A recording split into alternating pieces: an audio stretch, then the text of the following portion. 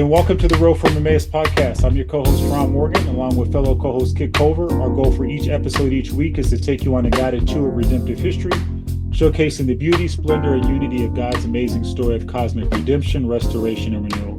We hope that our warm conversational tone and format make an unfamiliar topic for many and intimidating for some more approachable, accessible, and digestible, growing and edifying of the body.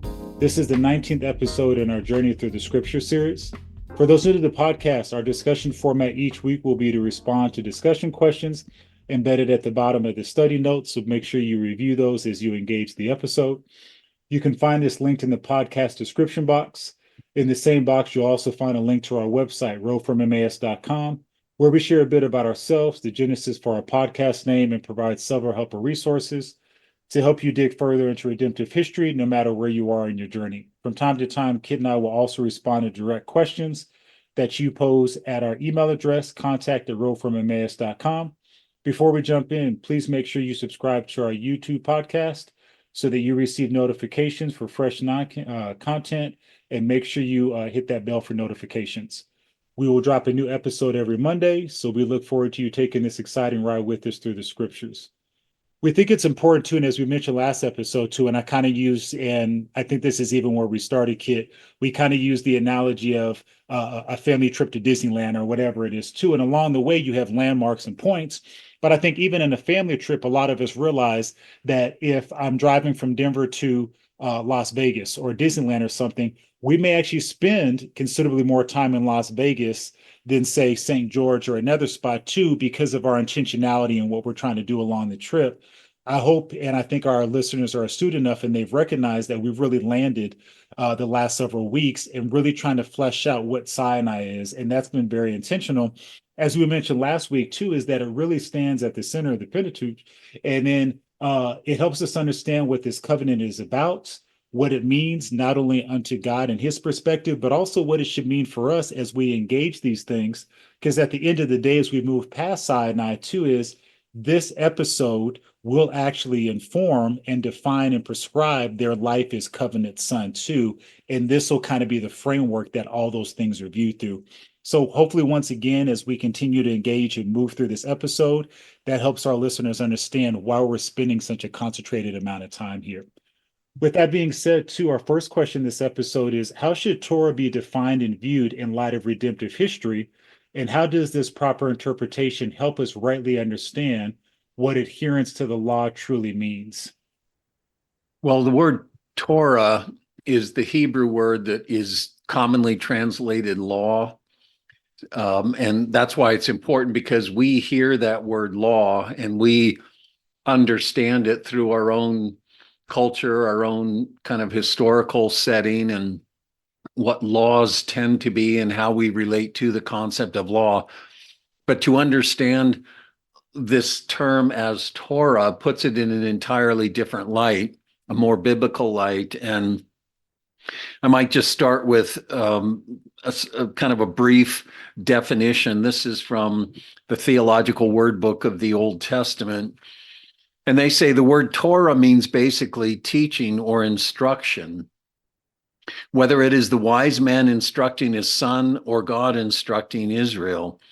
The wise give insight into all aspects of life so that the young may know how to conduct themselves and to live a long and blessed life.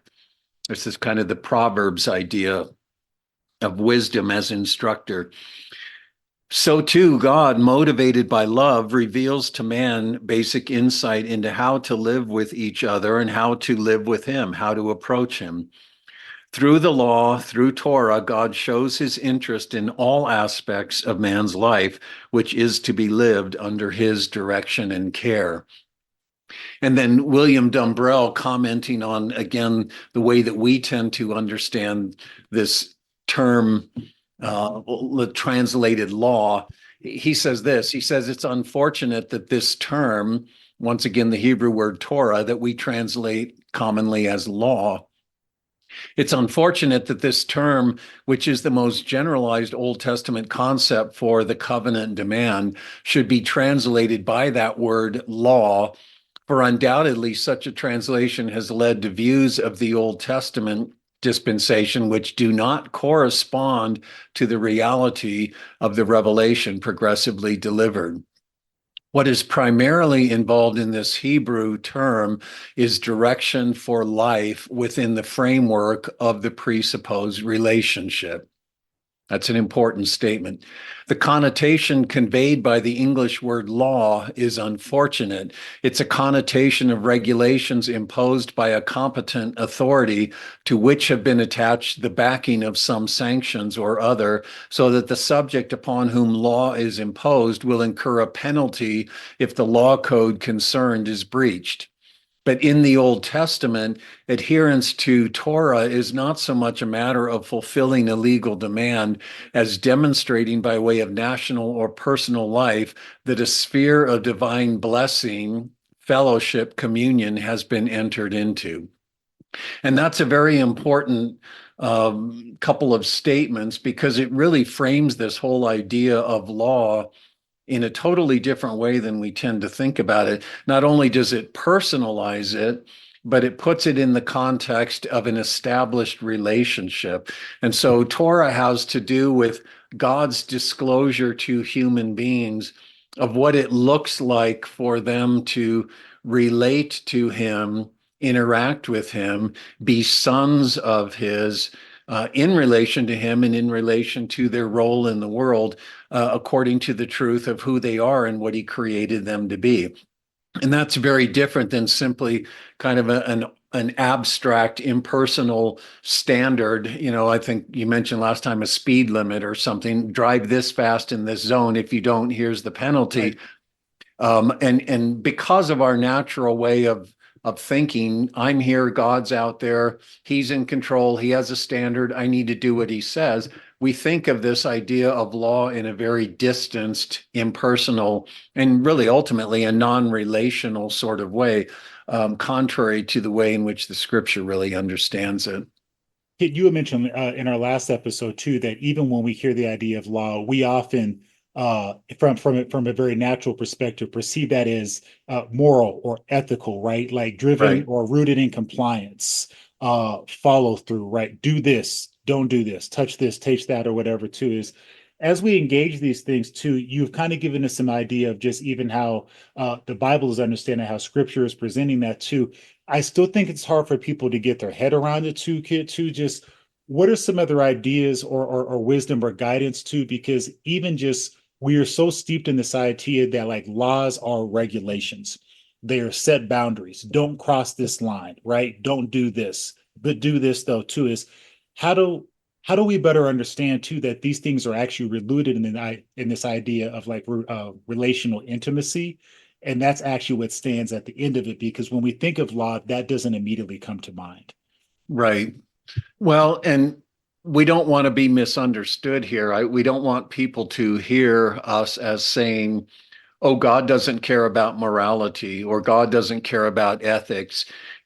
Sometimes you say what we've been saying here, and I've had people even kind of react as well. That sounds antinomian. It sounds Right. as if we can do whatever we want, and Yeah. there's no Yeah. standard for us.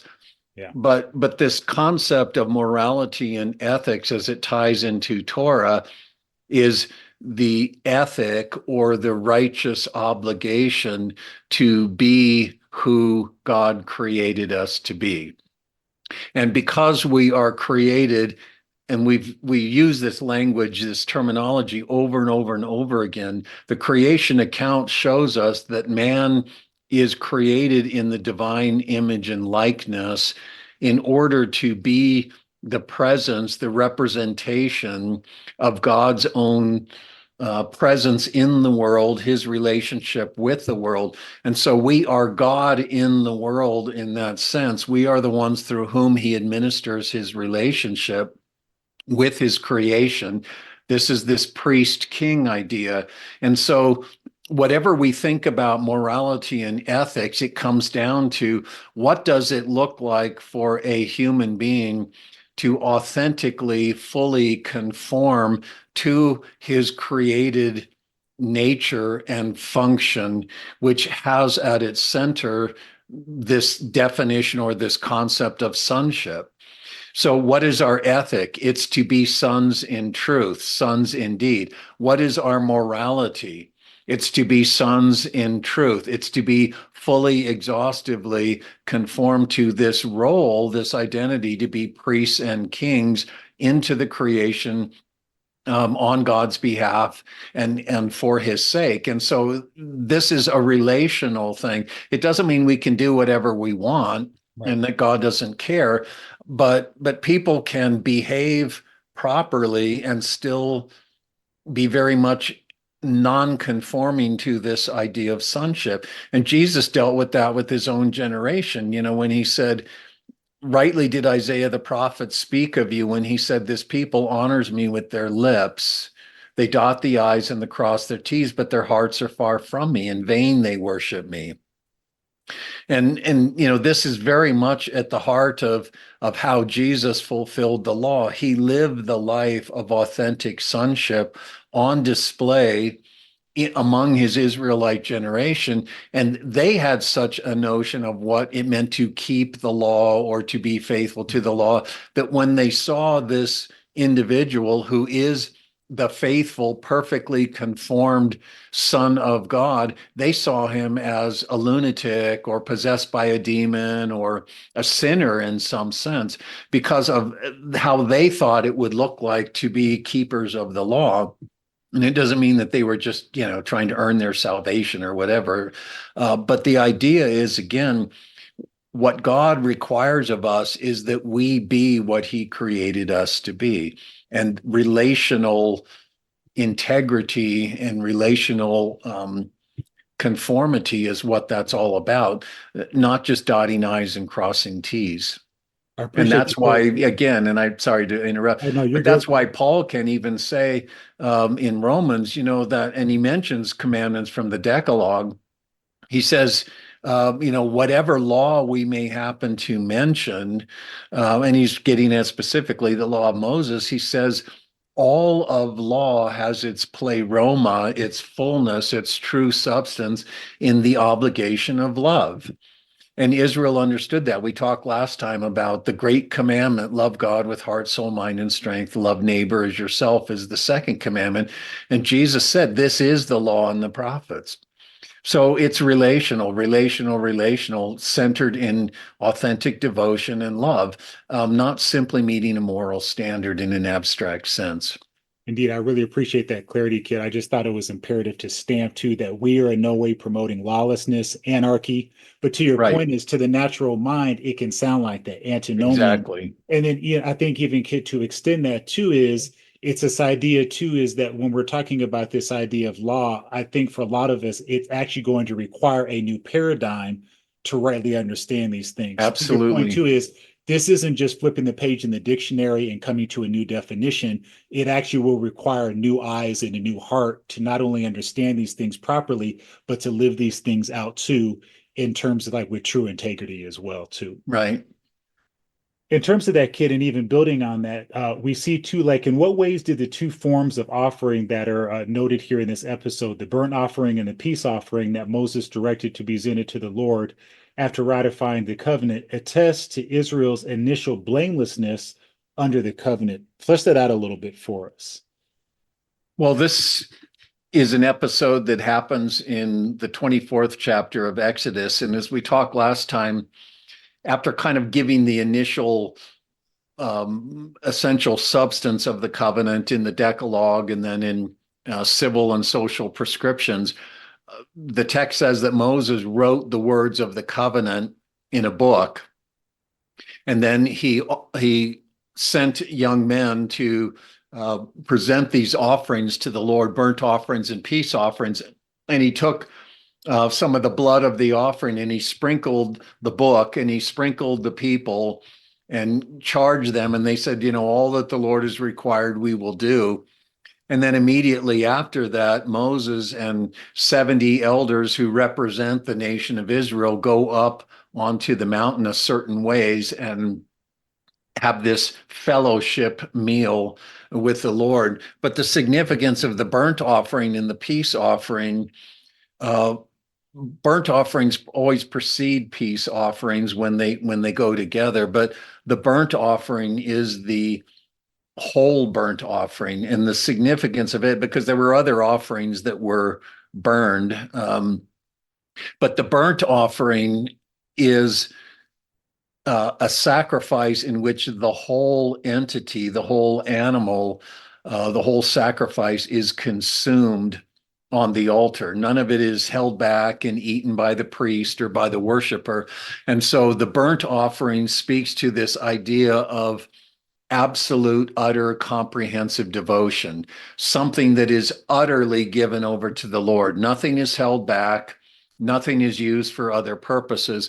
And so the burnt offering here represents Israel's covenantal and even stated complete commitment to God under covenant. All that the Lord has required, we will surely do. They were committing themselves, as it were, wholly, entirely, without any kind of reserve or exception to the Lord. And what comes out of that then, attested in the burnt offering, is the peace offering. And peace offering, that was kind of always the last or the climactic offering that testified to the fact of peace between God and the worshiper. There was nothing between them. There was no barrier. There was no sin issue. There was no impediment that stood in the relationship. And so these two offerings being brought as a part of the ratifying of the covenant, the sprinkling of the book, the sprinkling of the people, speak to the fact that at this point where God has given Israel the covenant, they have committed themselves to him under that covenant definition. Covenantally, at that point, Israel is blameless before God. And it's not to say any Israelite was sinlessly perfect or whatever in the way we want to think about that. But covenantally, as son of God, Israel was at that moment blameless. And that's what's attested even as they go up onto the mountain. And I guess we'll talk about that here in a couple of minutes, but that issue of going up and seeing God and not being struck down, Israel at this moment is perfectly right with its covenant God.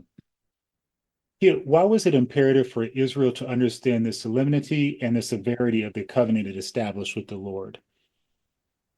Well, again, this was a binding thing. And as we said, this definition and prescription of sonship was not an arbitrary thing. It wasn't God just coming up with certain commandments and saying, I'd really like you to do this, and oh, don't do this, but do this. This was ultimately about God moving forward his purposes for the world that he bound up in Abraham, moving those purposes forward in the descendants of Abraham. And what that obligated them to had a severity and a solemnity to it. It wasn't negotiable. By God's own election, Israel is the Abrahamic people. Israel is son of God for the sake of the world. And ultimately, the severity and solemnity are seen in the fact that Israel's obligation under the covenant was absolutely vital to God's purposes for the cosmos being fulfilled. If Israel fails, if Israel disregards the covenant, then God's intent to gather and consummate all things to himself, all of that will be jeopardized because he's bound that up in Abraham and Abraham's descendants. In Exodus 24, 9 through 11, God explicitly directed Moses and other leaders of Israel to enter into his presence, and the text notes that he didn't stretch out his hand against them. This attitude appears to directly contradict God's prior warnings regarding approaching him and the dire consequences it would incur. What does this strange turn of events reveal about Israel's relationship with Yahweh? I know there's a ton to unpack there. Kid, it may be even helpful for our listeners if we maybe want to dig in and actually just read that short passage before we kind of Sure. unpack it. Sure, I can read that. This is the beginning of chapter 24 of Exodus. Then the Lord said to Moses, come up to the Lord, you and Aaron, Nadab and Abihu, and 70 of the elders of Israel, and you shall worship at a distance. Moses alone, however, shall come near to the Lord, but they shall not come near, nor shall the people come up with him. Then Moses came and recounted to the people all the words of the Lord and all the ordinances, and the people answered with one voice and said, all the words which the Lord has spoken, we will do.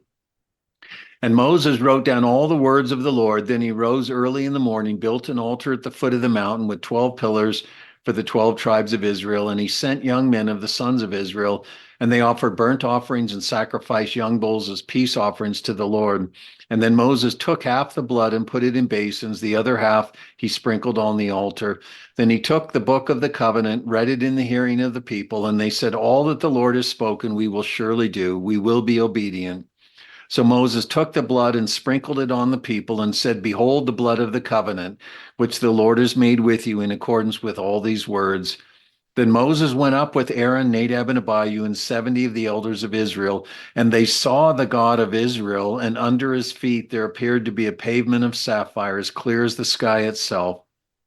Yet he did not stretch out his hand against the nobles of the sons of Israel, and they beheld God, and they ate and they drank. And so this is that fellowship meal that we're referring to here. And the question is getting at what seems to be a shift in God's perspective or some contradiction. He had told them earlier, keep the people back from the mountain. Don't let them near. If even an animal touches the foot of the mountain, it will be killed. And this was a fearful, terrifying thing. Keep the people back, keep the people back.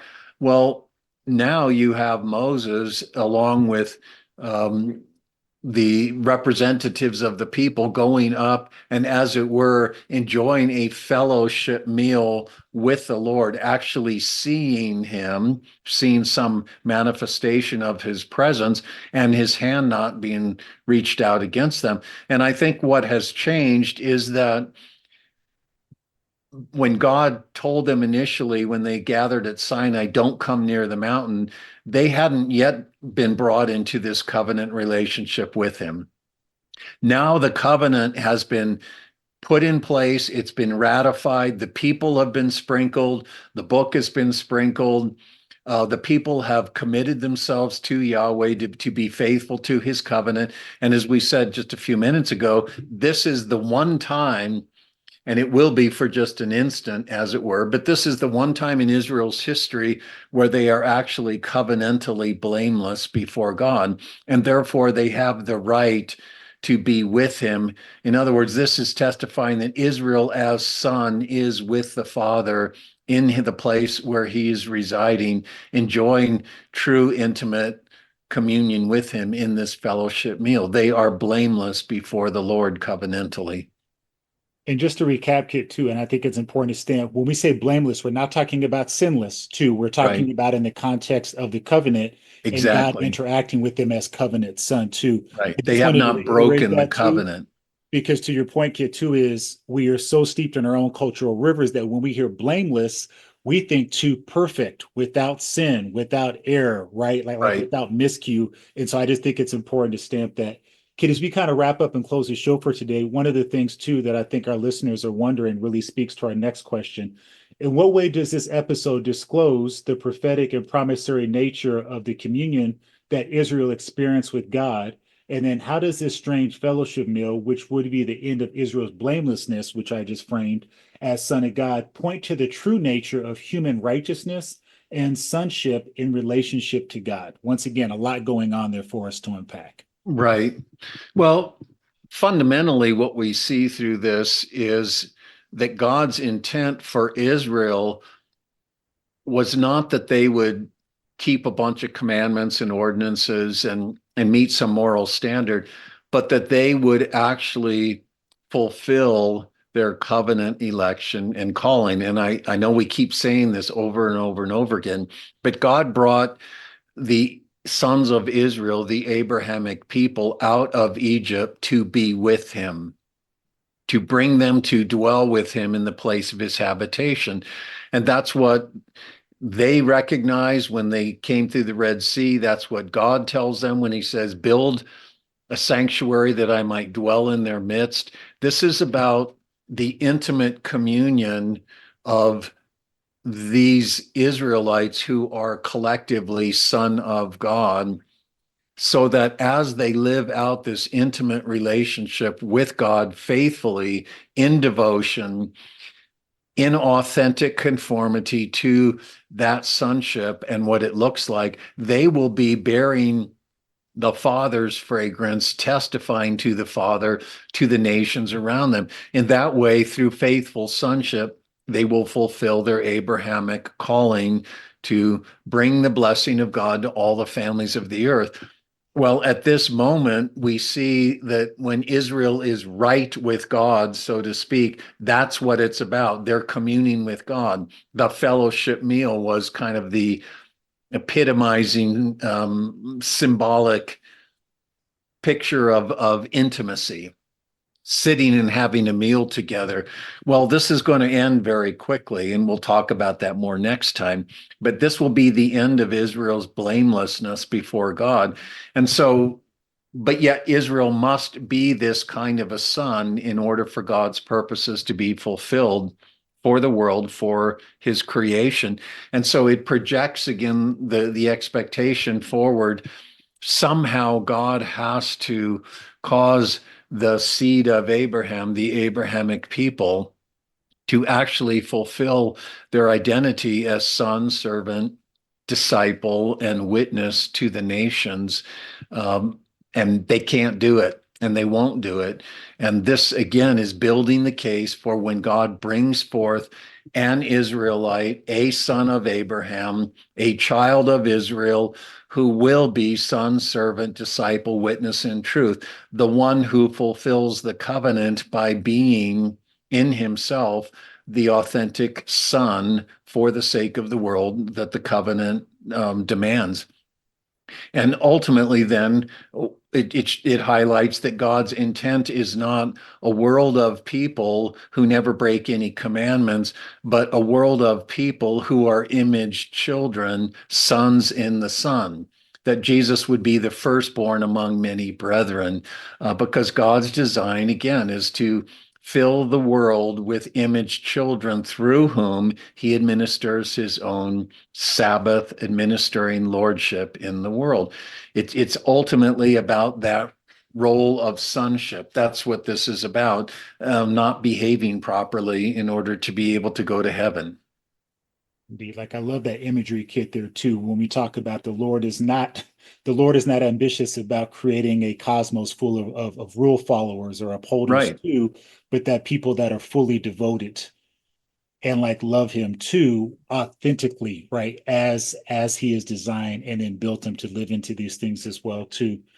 We sincerely hope that this time you've shared with us has been profitable. Once again, don't forget to check out our website and subscribe to our YouTube podcast. Don't forget to hit that bell for notification. And we look forward to you joining us for our next episode. For Kit, I'm Farhan, and we'll see you down the road.